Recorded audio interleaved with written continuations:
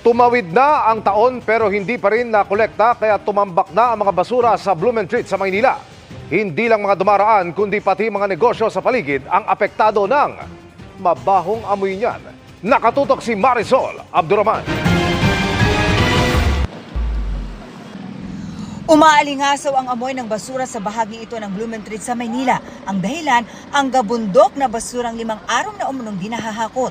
Kaya kahit ang mga pasahero ng mga jeepney na napapatigil sa lugar, nagre-reklamo. Masangsang na eh. Kaya yung mga ibang customer hindi lumalapit dito eh. Tagandun po yan.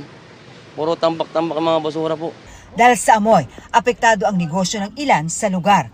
Gaya na lamang ng mga nagtitinda ng gulay. Siyempre naapektuhan po, siyempre yung mga mamimili, na anuhan kasi sa baho ng niya, singaw niya, kaya naapektuhan din po sa pagtitinda.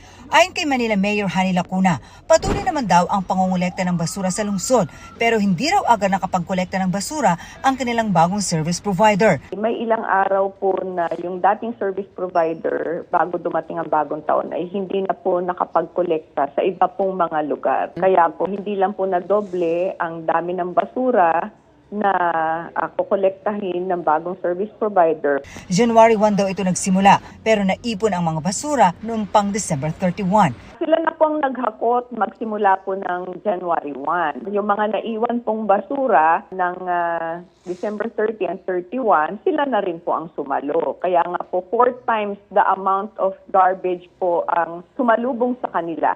Sa isang pahayag, pinabulaanan ng Leonel Waste Management Corporation ang sinabi ni Lacuna na iniwan nito ang pangongolekta ng basura sa Maynila bago matapos ang kanilang kontrato noong December 31, 2024. Sa katunayan, nung inanunsyo nga raw nila sa kanilang mga tauhan noong December 23 na matatapos na ang kanilang kontrata sa City of Manila, sinabihan daw lahat na tapusin ang kanilang serbisyo hanggang katapusan ng taon.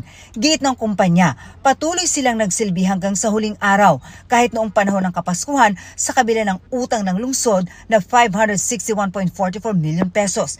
Ninilaw din ng Leonel na inabisuhan nila si Mayor Hani Lacuna noong September 2024 na hindi sila sasali sa bidding para sa 2025 dahil sa hindi pa nababayarang utang at upang bigyan daan na rin ang maayos na paglipat sa bagong service provider. Para sa GMA Integrated News, Marisol Abduraman, nakatutok 24 oras.